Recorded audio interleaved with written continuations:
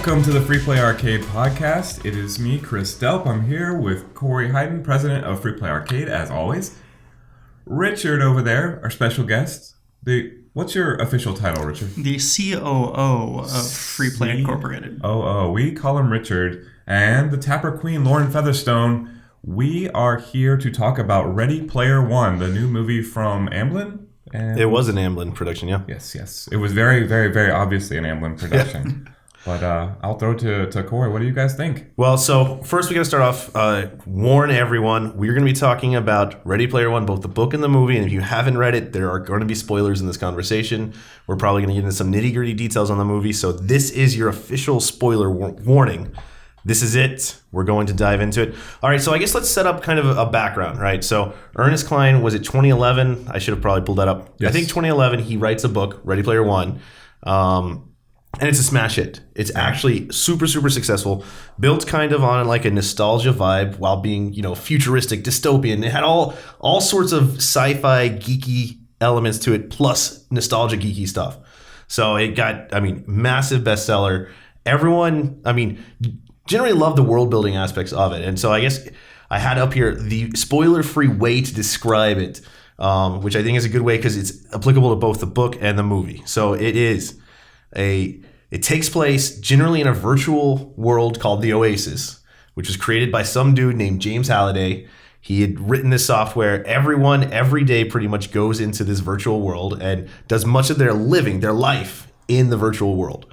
And James Halliday, where all the nostalgia stuff comes from, is in his childhood, he grew up in the 80s and he loved all these really, really awesome things from the 80s, which, as a bunch of people who go to retro arcades or run retro arcades, obviously that really vibed well, I think, generally with us.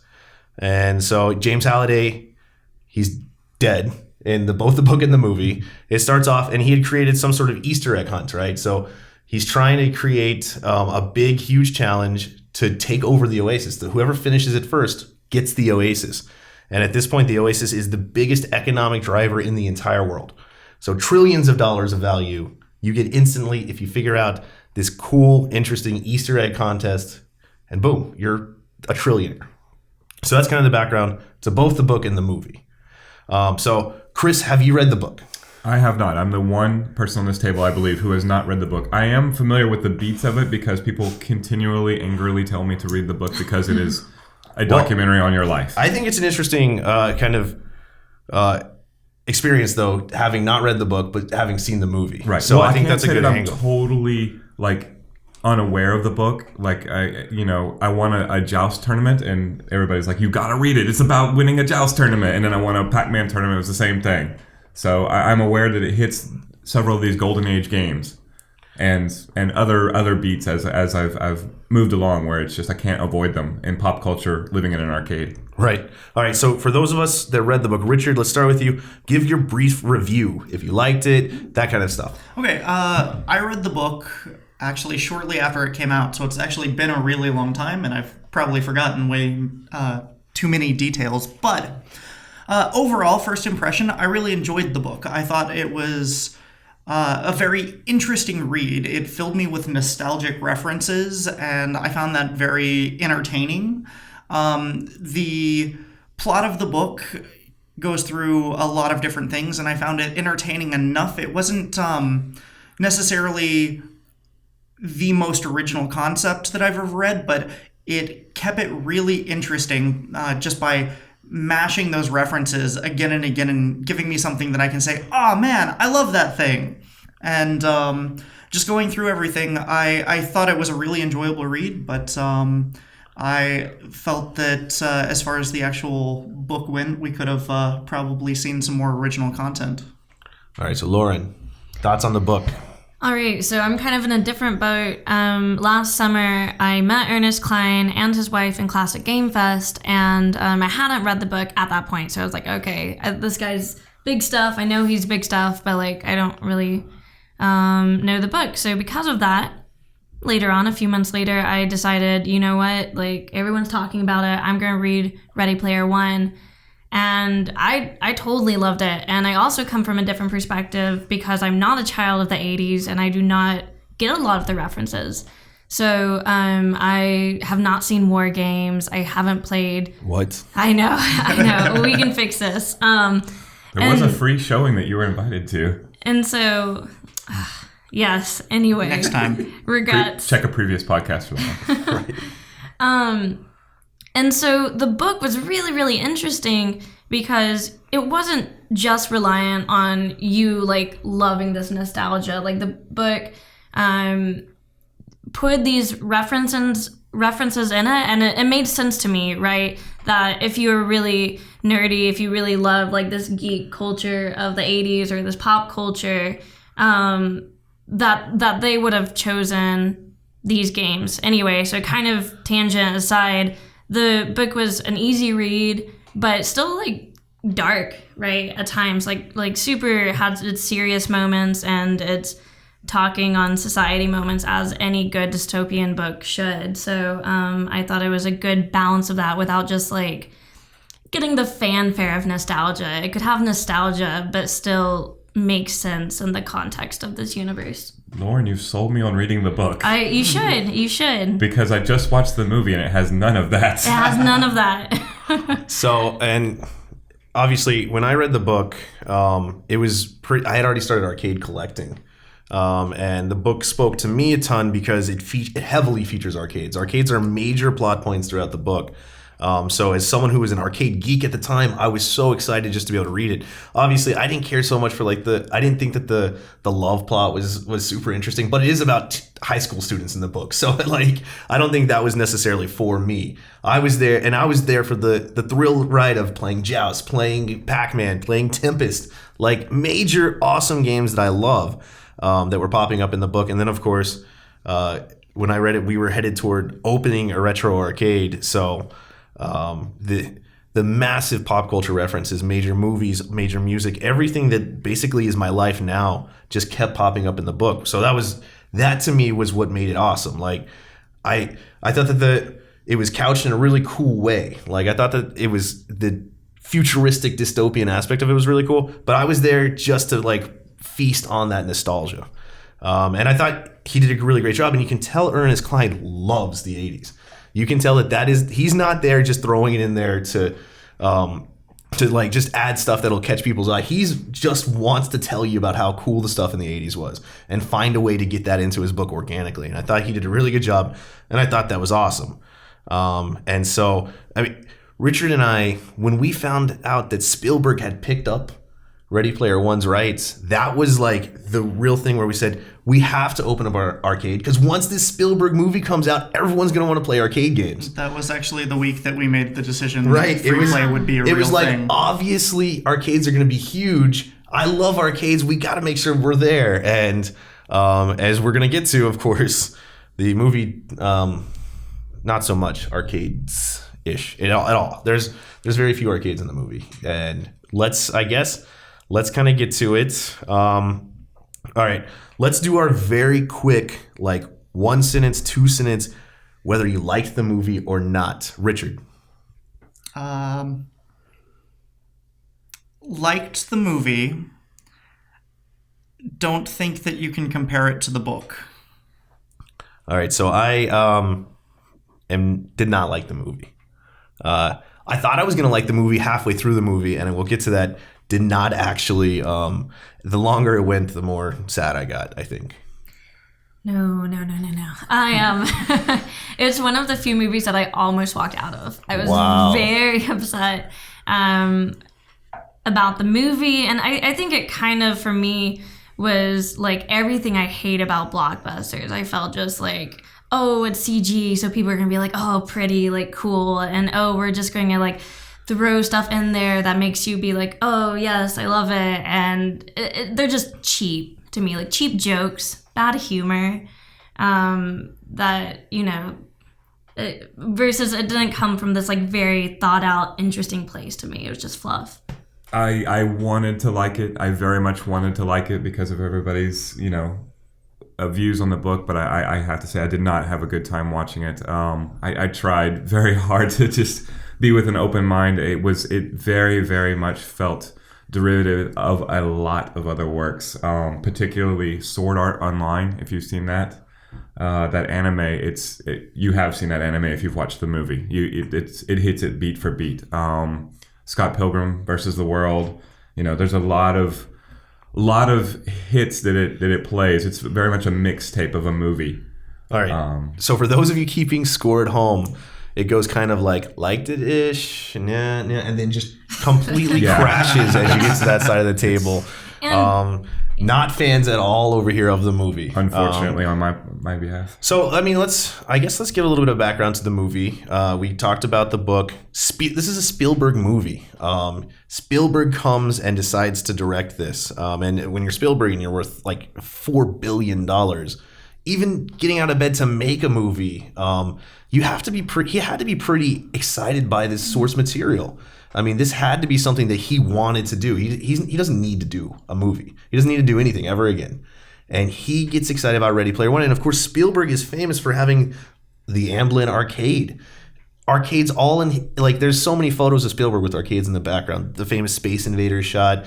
And he was really, really well known for having a Star Wars arcade and really wanting to perfect Star Wars and stuff.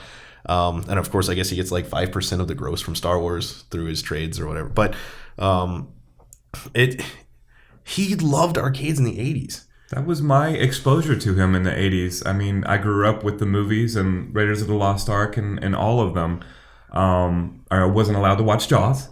But, I remember every time I would look at Spielberg and I would see his wild hair and then I would see him standing next to an 80s arcade. So when I did hear about him getting the movie, much like you had that reaction and opened up a retro arcade, there's a retro arcade book and it's being helmed by Spielberg, whom I respect and enjoy many of his movies. This is a no-brainer. This is going to be awesome. I was immediately looking forward to it. And I think Ernest Cline probably also felt the same way, right? He must have been just so thrilled that, Well, Ready Player One mentions Spielberg multiple times. Not only just his movies, specifically talks about Spielberg because Spielberg defined blockbusters in the 80s. That was, I've recently been going down the list and watching some of his 80s movies. And, obviously everyone else feels the same way. They're massively popular movies, but they're so good. Yeah, he created the modern blockbuster with Jaws. Right. That's the origin of it, basically. Oh, right. And I was supposed to say, we're coming to you from a special room in our lab that has very little decoration. So it seems really weird. We've got 4 people for the first time ever on our podcast and didn't have enough space. And I keep buying too many arcade games to record at a normal spot. So we're here for now. It'll be prettier next time. I didn't mean to say that at the beginning of the podcast. But yeah, Spielberg made amazing. Close Encounters, insane. And Close Encounters is not. It's kind of high concept. It's not like aliens coming and blowing a bunch of stuff up. E.T. Those are high concept blockbusters. So when you hear about him picking this up, I kind of thought this was going to be his ode to his own movies. I thought he was going to kind of make it in 80s style block, because there's a lot of stuff that you see in 80s blockbusters that are kind of silly. Stilted dialogue, stuff like that, but that you just fall in love with. It's actually awesome seeing it. And so I kind of thought he would go away from the modern blockbuster that we have in these 2000s and really throw it back to the 80s, because this was a book about 80s pop culture. And then I guess as we saw, it was very much a modern blockbuster, modern popcorn film. It did $100 million plus in China the same week that it came out in the US, which, if you know anything about how the global box office work, China eats up kind of generic American blockbusters. And that, in many ways, this felt very generic, very much like a generic American blockbuster. It was cliche in every way I can conceive of. The characters were just absolute cliches. You had the give the white boy a chance, Cypher lead hero. You had the romantic interest, which is the worst cliche. My personal pet peeve cliche, where it's just oh, here's a woman. I'll love you no matter what you look. She's a supermodel. Oh my God. well, yeah. So in the book, it's Wade is the protagonist, and he starts out chubby and ultra dirt poor, coming from absolutely nothing. Inside the Oasis, this virtual world, his avatar is like a generic avatar that just comes with the game when you get it. And the movie kind of glosses that over. He's poor in the movie, But he starts out and he's immediately changing his appearance in the Oasis, and he's kind of going wherever he wants in the Oasis. And in the book, he couldn't travel to other worlds. He was going to high school in the Oasis, which none of this is even touched in the movie. He starts out and he's pretty cool in the Oasis. Well, he couldn't afford the avatars. Right. He was no one in the Oasis before. And here he's got friends. He had friends in the book, but it was like his life totally sucked. And they didn't really get that across in the movie. In the movie, you start out and you have no reason to feel sorry for him. You start out partway through the book. Right. Well, but that's where we talk about the book has like these real societal themes, right? That feeling poverty. Later, we feel that on with like race through age, and which I won't get to now, but obviously isn't touched in the movie. And I think that's what made the book more than fluff are these real themes. Yeah, I didn't feel an emotional connection to any of the characters, and that's unfortunate because there is a death that happens about midway through, and like it didn't even seem like the characters care about that. There is no remorse in these characters at the death. It just sort of, it happened, all right, move on to the next scene. Like they don't seem human at all. They at no point do any of the characters seem relatable to me personally. Well, and so in the book, you start out and he is, I guess that's the thing. The movie, he starts out and he looks muscular and cool already in the real world. And I'm not saying that they should have completely followed exactly what the book said, but you never feel like he's the underdog. Mm-hmm. He almost seems like he's the favorite to win from the very first second, whereas he's a total nobody at the start of the book, and slowly he gets better at things. And it all comes from him just really worshiping and having a ton of free time because he's dirt poor to play old video games because everyone else is playing these new things in the Oasis. He's playing on an old laptop that he found in a dumpster from like 2005 that could emulate things like Robotron and Pac-Man. That's his whole life. Or watching pirated 80s movies in the book. Here you get none of that kind of ever connection to him where you're desperate to, like, you want his life to get better. In the book, you're like, God, I hope his life gets better. In the book, like, his aunt is not a sympathetic character. No. Here, his aunt is a sympathetic character somehow in the movie. At no point did you ever feel like anything bad was really going to happen to him in this movie. And, I mean, in the book, he's going to win. They wouldn't write the book if he was going to lose. But in the movie, it's not even like, there's never a concern. It always seems like there's immediately a plan to fix whatever they're going up against, and it's going to work. The end. He's a generic. In the book, I assume he's. I can't even remember if it ever defines it, but in the book, he's this. You've already described more about that character that is the interesting. Entire movie. Yeah, right. in the entire movie. Yeah. And now I know why people are begging me to read the book. Like that sounds very familiar. I grew up with an Atari when everybody else had Nintendo, and now I'm winning retro game tournaments. Because of it. Right. This sounds very familiar. Yeah, so like I had nothing in common with the lead character of this movie. That is a personal connection that I think a lot of people who just fall in love with retro games had with this character. And obviously they give you no background in the movie to ever get that. Yeah, and I mean, so we talked about Wade and you talked about not liking the romance, but like, let's just talk about Artemis in the book. I feel like I should tell you because she's so badass as like a female gamer, right? You really look for this, this female character who holds her own, who she's like super anti-clan, which in the movie, literally on the first key, she's like, tell me how you got it. Tell me how you got, like, that takes away her own, like, she just has this huge identity. Literally, like, they don't even meet until after the whole thing is over because she's so focused on her independence and super knowledgeable and also not supposed to be model thin. But again, it's a movie. I was expecting those physical character differences. They're going to like cast Hollywood. I only had a problem with it because they made a point of pointing it out. Like I could look like anybody. You don't actually like me. Yeah. You're falling in love with my avatar. Well, and in the book, very, very famously, her avatar isn't perfect, and that's what everyone always noticed about her, because in the Oasis you can make yourself look perfect, and she was one of the people who opted not to. And she's this big popular gamer in the book. At the beginning of the book, she's like everyone worships her. So of course your poor protagonist worships her because she's this badass chick just doing this thing and being awesome. And yeah, they really sucked that out in the movie. And I actually thought that was going to be a good point in the movie when she's like, you don't even know what I look like. And instead he's just immediately like, but I love you. And then they actually love each other and they've known each other for like 15 minutes and it still all works out. They don't use that at all to create any kind of discord. They just use that to get them together. And if it's going to be a plot point that she's not perfect, she has no legs or something like that. Like something real to that is a societal faux pas. Like I actually would have to not just like I have a birthmark. Well, that was in the book. The birthmark is in the book, but like it's in the movie they make it like literally the most attractive birthmark.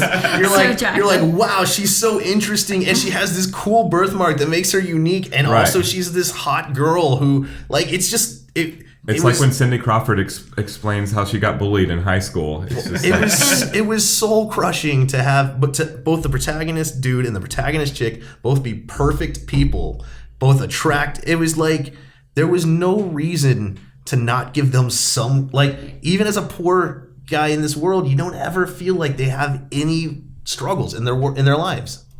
And it becomes further typical by like they make her a damsel in the movie, right? Like by going into IOI and having to rescue her. And so in the book, Wade carefully manipulates his way into going to IOI. And again, like her being so strong and everything, she thinks he's an idiot. Like so she's not the damsel in distress at any point in the book? She's not a damsel in the book at all. She's insane.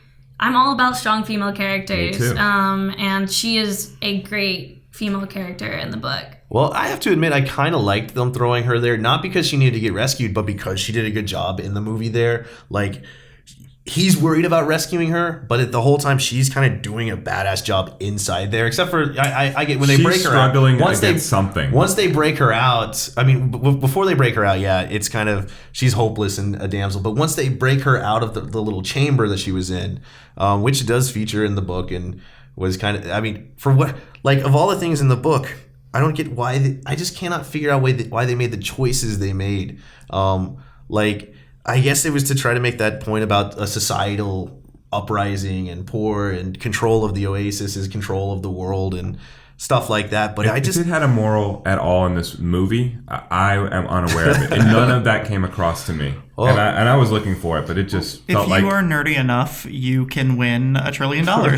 That's what it seemed like. Yeah, and that's it. No commentary on anything. Though, sorry, go ahead. Well, I guess ultimately, there was at least some commentary in the movie about us being kind of addicted to our phones, us living, like, how addicted we're already to technology versus how we could become even more addicted. And, I mean, I thought it was really a cheesy way to handle how it happened in the book, but I guess that was what they were trying to say, is that we're so reliant on technology, we should separate and make out with our hot girlfriends on our... oh, that's true. Yeah, we close it off. And I have to admit, I felt really uncomfortable watching these teenagers. Like, and I'm not saying, like, in the 80s, there would be, like, a big moment and it would be, like, a simple kiss. But here, they're literally, like, tongues in each other's mouth on a couch at the end of the movie. And they're supposed to be, like, 18. And maybe I'm just getting old. Maybe as just aging yourself. As a 32-year-old, I was just like, this is gross. Like... But that was, I guess I felt the same way in the book too, though. So I can't really criticize the movie too much for that. I just thought it was excessive. I don't know. But I think we've talked about, they made the characters more, completely flat, but also really stupid. And I think that goes like for your audience too. Like when we try to make something mainstream, they obviously tried to like dumb it down for the viewers. And also... I mean, like, with Sorrento and having his password stuck on... Oh, my God. Yeah, that was bad. Well, actually, yeah, let's get into the plot progression. Because, that was... It was dumb almost the entire way. So, in the book, there are keys that open gates, and then you can complete a gate and get a clue to try to find the next key. And there's challenges associated with it, and they try to capture that in the movie. So, in the movie, everyone's been trying for 5 years to win this race. And it's not really to win the race, it's to complete the course, really. To get across the finish line to get the first key. That's the challenge that everyone knows about. And again, remember, they've been doing this every single day for 5 years, and the solution to it was going backwards. A gamer definitely would have tried that. Well, the first day they Absolutely. would have tried it. As soon as every single person realized, geez, no one's getting anywhere. There must be something. Yeah, I'm bored. I'm just gonna go backwards. Yeah, because Why not? I have nothing to lose. Well, anytime you get stuck in a video game, you start doing really weird stuff, thinking you must have missed something. You start like running against every wall, thinking there might be a secret passage or something. Maybe people have forgotten how to play video games So- in the future, where they literally only play video games. No chaotic evil. Well, yeah, it was. I mean, there is no reason that wouldn't have been discovered immediately. Yeah, that clearly shows that from the beginning, this isn't going to be a movie that understands gamers at all, right? How is this possible? How is it possible that Ernest Cline and Steven Spielberg could get together and be that divorced from gamers? Man, and the thing with the 5 years in the book is they don't know where the location is. So let's keep in mind that makes a huge difference in this multi-giant universe as far as finding it. But Wait. in the movie, everyone knows it's this big race. Well, yeah, in the book, you understand why people have given up, and I don't even know if this is true because it's been a while from the book, but I feel like it was even longer than 5 years in the book, but I don't know if that's true. I think it was 5 years. Was it I five? think they kept that. But yeah, it was. People had given up because it was like impossible. You Which had to find planet is it on? Yeah, you had to find what is it? a needle in No a one haystack. knows. And here it was. You just had to complete a race. Everyone knew about the race, and I mean, Because someone figured it out early on, and Right. then they've been trying it ever since. and it's stupid from so many levels. Like IOI every single day puts their racers in, does the exact same thing for 5 years, loses millions of dollars having their stuff destroyed every day, and apparently hasn't tried any other strategy but just running through and getting destroyed. And somehow, even though Parzival Wade is getting farther than almost everyone else, no one knows who he is until everyone would have known who he was because he's already really good. He's already making it farther than everyone else. Right, he sits at the finish line and then stops there because he knows exactly what's going to happen if he takes that last 5 meters. Well, and mysteriously, Artemis has like not been paying attention at all. It's almost like it's her first race, and then she's gonna finish, and then he saves her and whatever because she doesn't have a clue that. I mean, this is so dumb. That would have happened so fast. It's just it's absolutely infuriating, and that was definitely the point where I was kind of like, oh no, like, Yeah. oh crap, this is not gonna go well. It's dumb on so many levels, and so yeah, so he goes backwards to get the first key.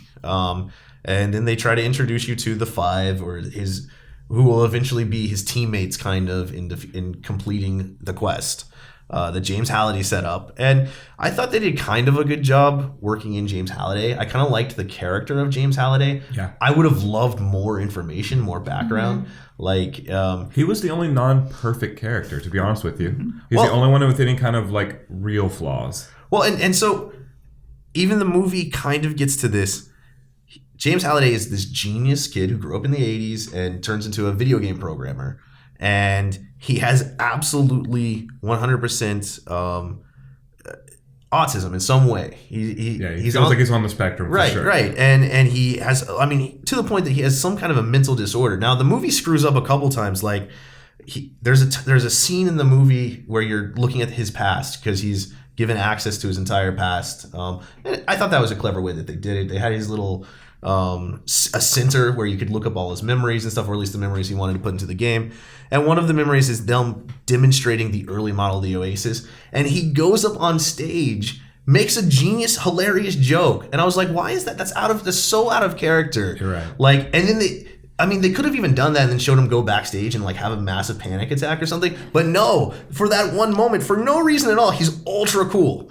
And then, but he is an interesting character in the movie. He's clearly has a mental issue. He doesn't connect to people. I mean, it's not like a completely unique character, but the fact that he consolidates ownership of the company, he cuts out his friend, and then runs this world and becomes a trillionaire. That's kind of interesting. I would have loved to get more of that. I would have loved to have known about his partner. Like, oh, I know. Simon Pegg, a great actor, and he just looked like he was sitting. I knew that he had something to do with the plot.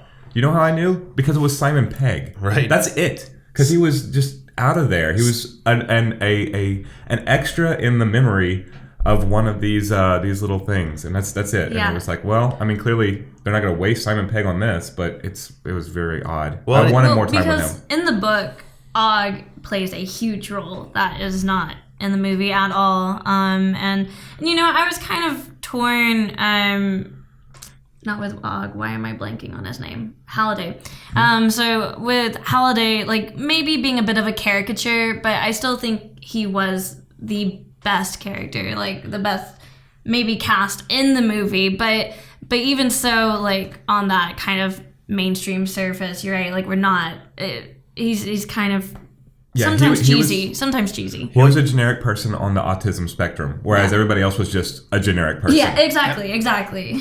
Well, you could see like an indie movie that's just like actually trying to make about the autism, like to make a good point about his mental disorders and to try to examine that in a totally like low budget, and you would love it. It would be awesome. Like him as a character is great. Yeah. You have so much to work with, and I, at least the movie tried a little bit there. Because Og was a central character in the book, and instead in the movie, and this is actually how the movie ends, this is a huge spoiler, it turns out he has been made like the, what did they call him, not the narrator, he was the curator or something of the Museum of the Mind for James Halliday. And I guess it's literally implying that Og, after his friend died, long after he'd been cut out of the company, would spend every waking hour inside the Oasis pretending to be someone who is showing these gamers around. Like, I know they were trying to make a good point there, but that doesn't make any sense. Yeah. It doesn't. It's so strong. He's like, you know what, my friend has died, and I really liked him, and I know ruthlessly cut me out of the company. Things been kind of sour for a little bit, so I'm going to spend every waking minute trying to make it up to him. Devoted to your life. Devoted to this weird shrine you've made about your life, which like they never get into it, but that's like, it's like crazy to do that. Like he gives everyone access to his memories and stuff like that. Like it's honestly insane, and would be really, really cool to actually get a fleshed out movie just kind of where they got.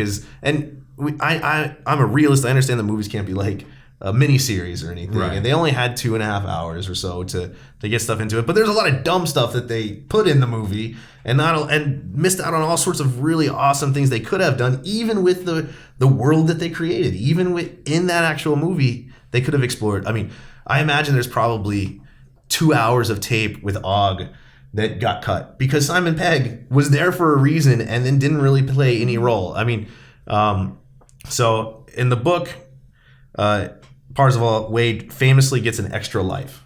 In the book, he gets it by playing a perfect Pac-Man game, which was awesome for me to read. And in the book, he gets it because he gets transported, and the Oasis creates a cool old kind of rundown arcade. And right in the middle of it has a Pac-Man that's turned on, and it has all the wear. It's kind of unusual in some way, right? Because it's not perfect at all. Because Halliday had spent, this is an arcade from Halliday's past. And he carefully, meticulously recreated these arcades to have the wear patterns, where your hand would sit, everything like that. And Wade goes up, he plays a perfect game of Pac-Man. He gets a little thing. He doesn't really understand what it is yet. Turns out to be an extra life. In the movie, he just randomly got it from some random bet. With an offhanded comment. That turns out to be Og. And that's supposed to be like a poignant connection. But the whole time you're just like, I don't understand why was he that guy? What a coincidence. Right. So that gate 1, they get through gate 1, they go backwards. Then immediately everyone in the planet gets gate 1 because it was dumb. Yeah, so dumb. Because everyone can go backwards. The end, you win. Right? Someone watched the race. Right, that's it. That's all it takes. Yeah, it was kind of weird because there's cameras on them. They clearly show different cameras, and I guess the interest had died down, but Parzival says that Artemis is able to do it because she saw him at the race. But it was broadcast. The race was actually broadcast. They show it broadcast. There's a huge scoreboard. Yeah, it's on Twitch. It's like, I can't even understand. But yeah, so anyways, everyone gets past gate 1.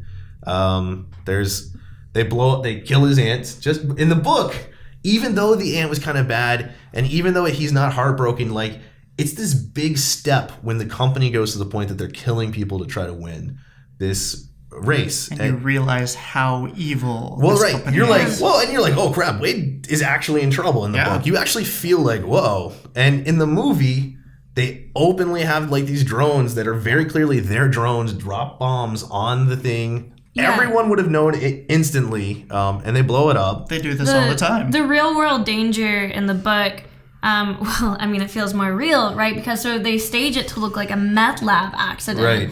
And I think that's scarier as a human because... So in the movie, Sorrento has all these henchmen who are like, boom, boom, boom, boom, guns, guns, guns, action, action, action. And in the book, they don't do this in the movie, spoilers as said, but Shoto or Dido, I'm mixing this up. Dido is taken from his personal apartment and thrown off his balcony and made it look like a suicide. Like it's these real, like this is it's Dido that they kill, yeah. This is my like home. This is my private whereabouts, you know, and that is much scarier thinking of someone like breaking into your home and ripping you out of your haptic suit than just, like I'm behind a van and I'm like... Well, and the movie almost gets there, right? There's that moment where Artemis is like, don't say who you are. This is for real. And you're kind of like that whole scene, which the dance scene is terrible for so many reasons. But the words coming out of Artemis's mouth, you're like, yes, this is what needs to be said. You don't know who I am. I could be anyone. And you're like, wow, that's, I hope they explore that. That's going to be really interesting. And then she's like, and then he mentions his real name and he wants to know her name and stuff. And she's like, no, you don't understand. This is serious, blah, blah, blah. Of course, it turns out she's working for some resistance that never gets fleshed out in the movie. But for that split moment, I was like, Artemis is going to be the voice of reason. This is going to be really interesting. Wade's about to learn a really important lesson. No. I mean, they get attacked. He survives, of course. They leave, of course. Nothing really changes. That's it. And it's clear that she also loves him, even though she's known him for like 2 seconds. Well, and it's clear that she's like, don't tell me your name. I won't tell you my name. But here, let me get you in person. And then let's meet in person. Right after saying, it's too important and I just can't trust you right now. You're just not doing this the right way. Yeah. So I'm going to pull you out in real life and I'll show you the right way to do this and make everything work. Yeah, there's, I think the biggest contradictions are with Artemis, right? Because she says, like, I'm against clans, but then she's like, tell me your secrets. And she's like, and so they really, they use parts of, like, what she is in the book, but then just totally go back on it so many times. Also, I have to go into how creepy it was watching teenagers on that movie when she's touching his crotch during the dance scene. Oh my goodness. Made me so uncomfortable. I was just because all I'm thinking is like, there were some really weird, intense moments in all these 80s high school movies that I liked. I wasn't in high school in the 80s. I watched them later and I never feel that creeped out. But for that split second, I was seriously like, I gotta go. This is not right. No, that microfiber crotch inlay. Well, right, and they showed like the red going across his crotch, and he's all like, "Oh yeah," and I'm like, "No, this is." At this point, we don't know who Artemis is in any way, too. Well, not at all. Like, could be represent. Just made that could point. Be somebody in IOI. It could be. It could be someone of a different gender. It could be anything. Well, and without any of the backstory, I mean, they make one offhanded comment about, "Man, I watch her Twitch, and I follow her on Instagram."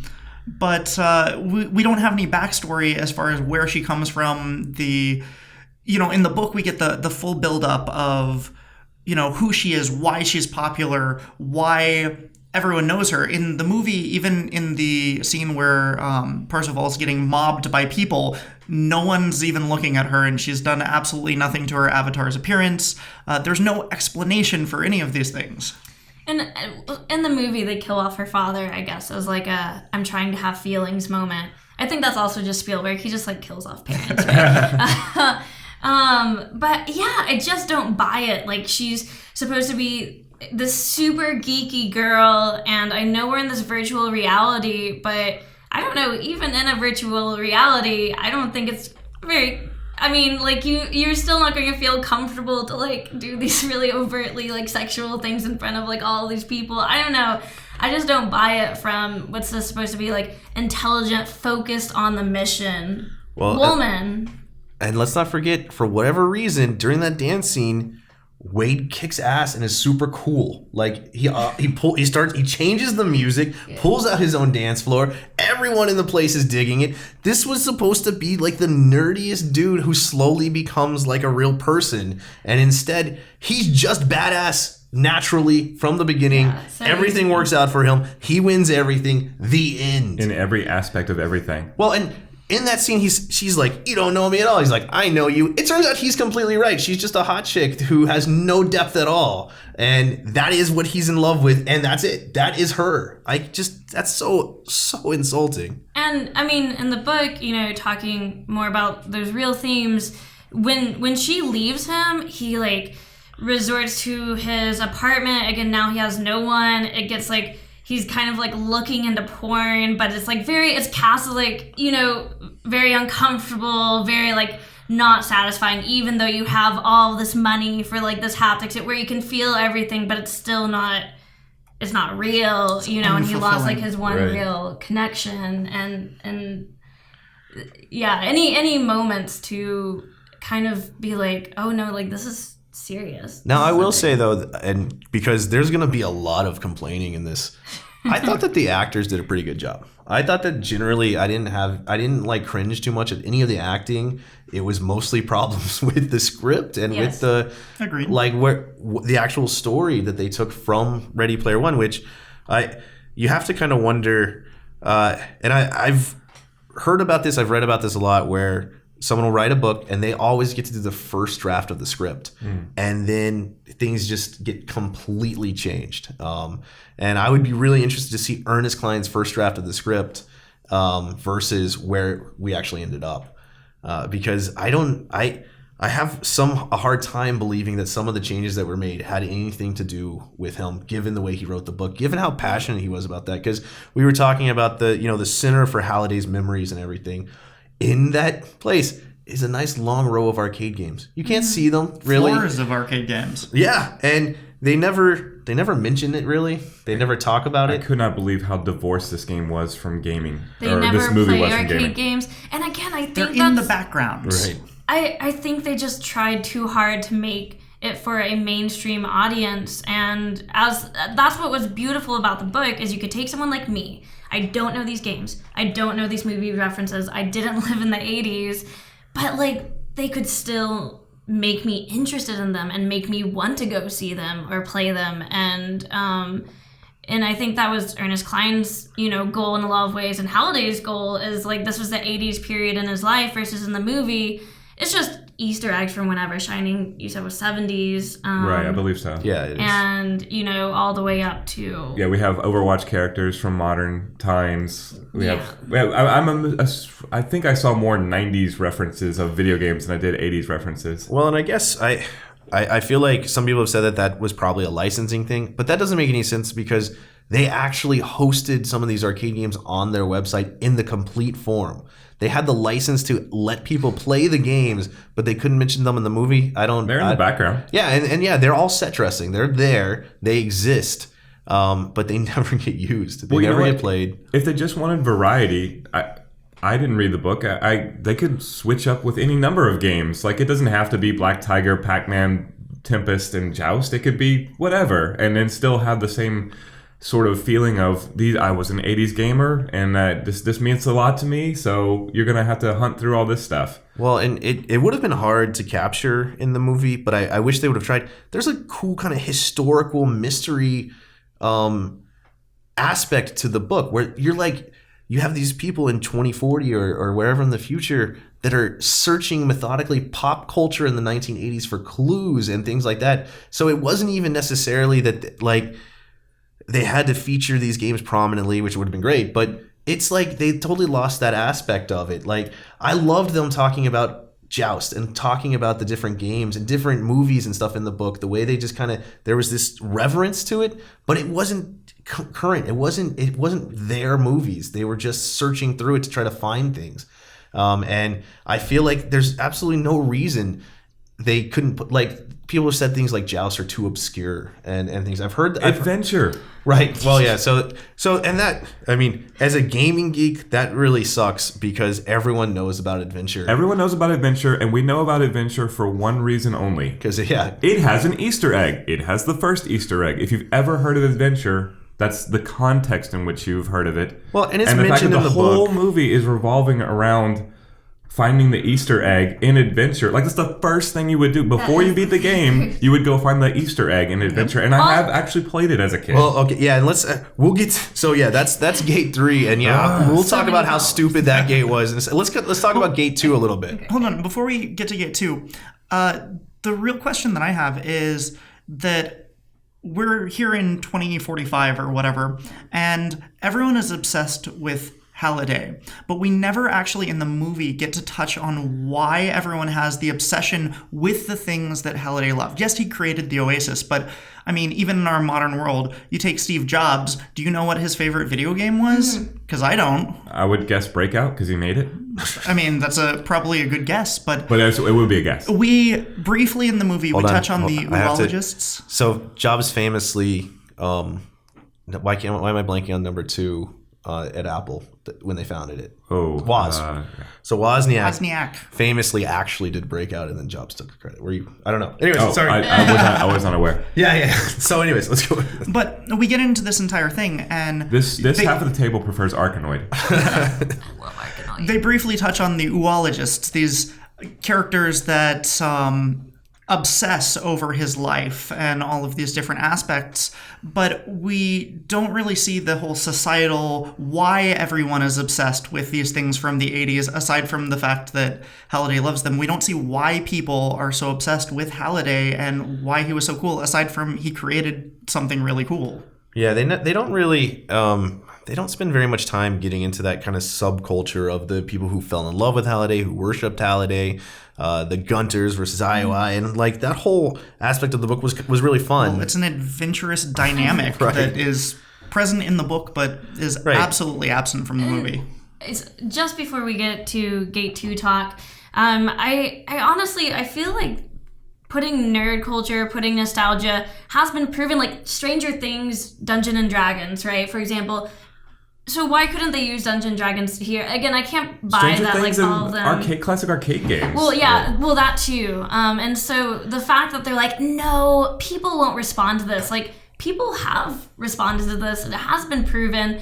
And a lot of the names, it's not all obscure stuff in the book either. Blade Runner is a big part of the book.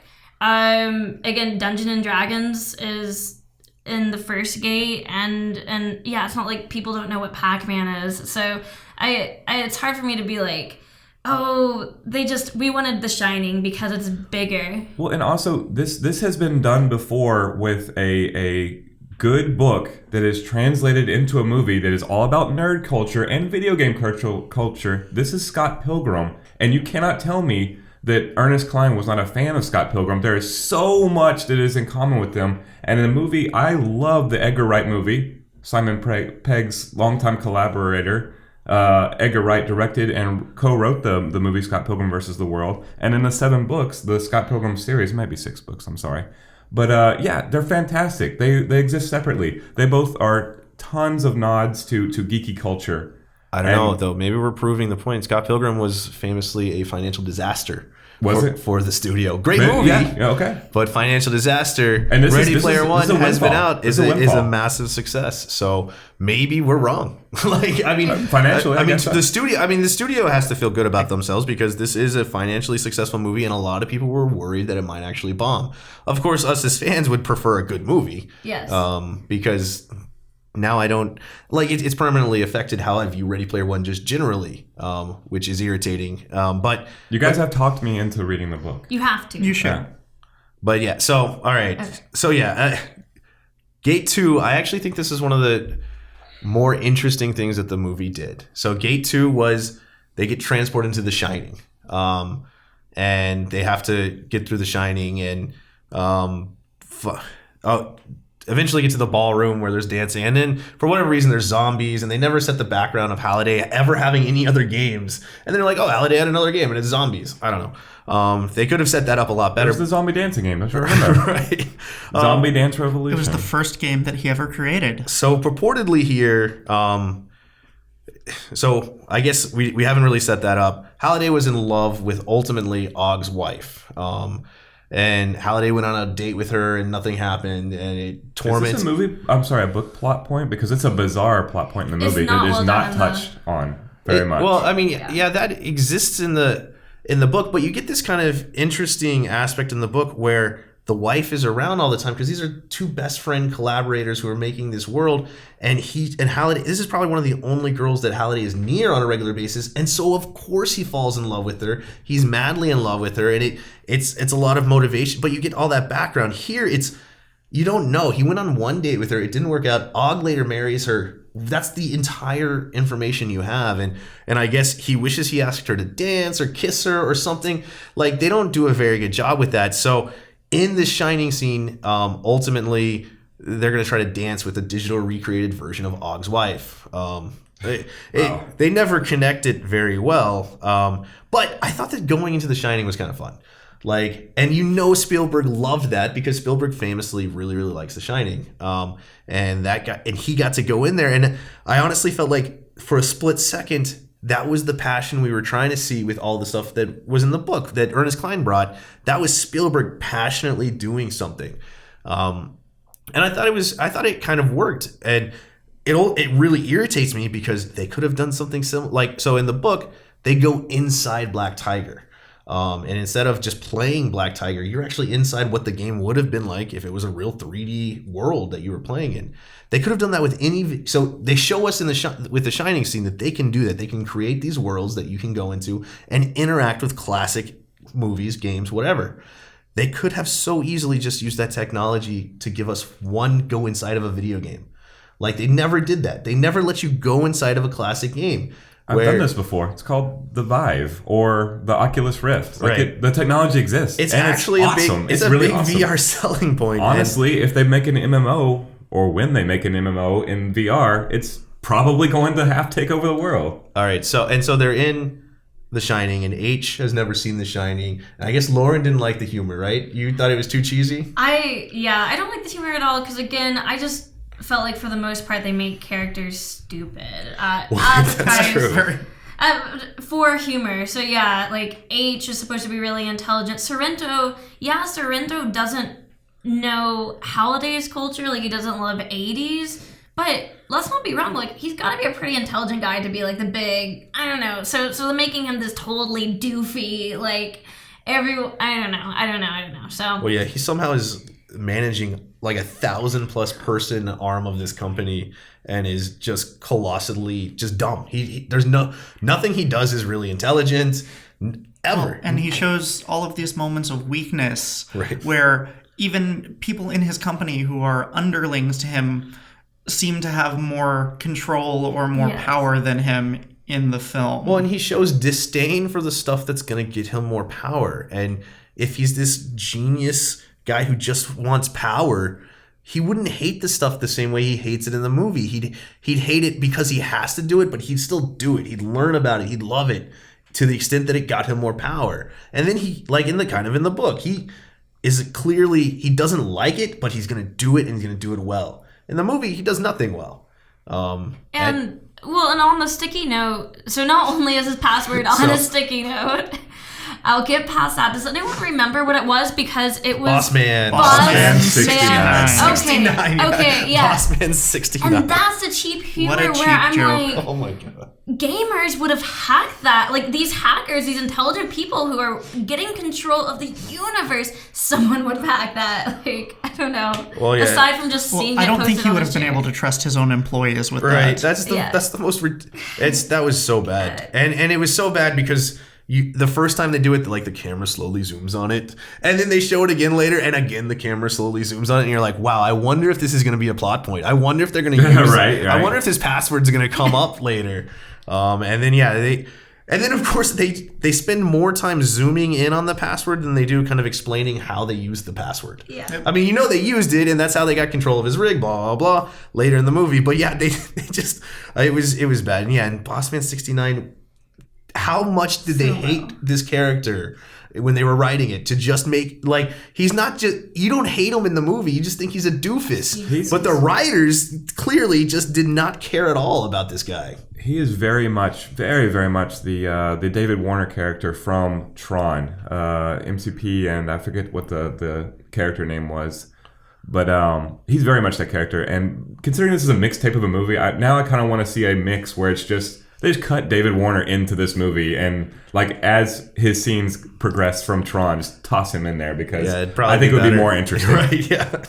And I like some Marvel humor, but I think because the Marvel universe has become so successful since like Guardians of the Galaxy and like putting jokes and everything, I think that's just a standard now. People are like, but sometimes it comes across like fart jokes. Like it just comes across dumb. The Bossman 69 is really bad. Yeah. I kind of liked having H go into The Shining and not know what The Shining was.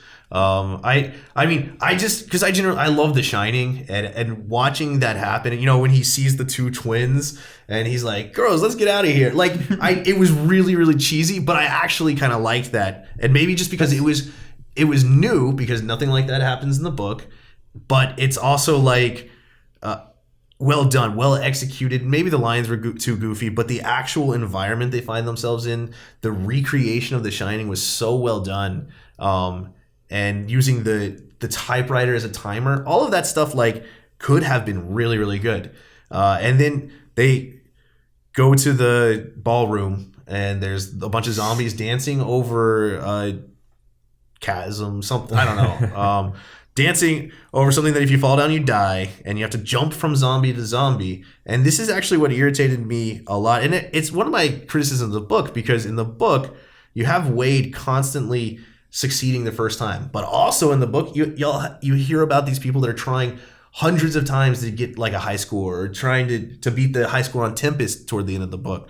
But they get there and Artemis finishes the second gate the first try because it's so obvious she has to ask her to dance.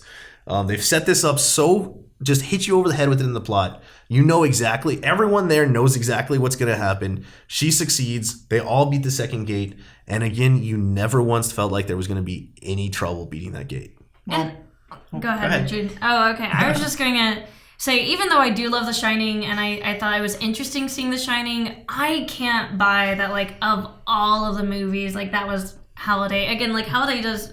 Or not Halliday. In the book, there's like Monty Python is also. I mean, there's so many movies that I would have expected more. More to make sense with Halliday's character and with Halliday's love and with gamer love than The Shining. But also with his social anxiety and everything, I don't buy this whole like romance. Like, I want to make everyone dance with the woman I love. That was like a little cheesy for me. Oh yeah, it was bad. She's very subtly used as a clue in the book. Not like what you have to do is dance with her. Like, again, these were game challenges, these were knowledge challenges. I just don't know if he would want everyone to experience that. It seems a little intimate. Yeah. Well, I think you're right pointing out that The Shining probably wouldn't have been used, because even in the movie they're like, it's his 9th favorite horror movie or something like that. So even in the movie they're like, it's not necessarily at the tops. And if you're doing it, you've just died, right? You're developing something that's going to launch when you die. Yeah. Why would you not pick one of your actual favorite movies? Why wouldn't they? I mean, just throwing this out there, they could have gotten into like Gremlins or something, and it would have. Steven Spielberg produced movie. Absolutely, it's connected to it. It would have made a lot of sense. It would have from the 80s. It would have been thematically much better. And then then the zombies thing really irritates me, because they don't set him up. They don't say how many games he's made. They don't make it like. They don't really talk about how he was like a great game creator and then he made this world-ending thing. You're just kind of thrown into that. So I don't know. That's interesting. All right, so we've gone through Gate 2. We're going to take a quick break. We're going to step back and come back and get through the rest of the movie and try to be more positive. We're going to try to find some things that were good in this movie. I'll leave that to you three. It's going to happen. We'll be right back.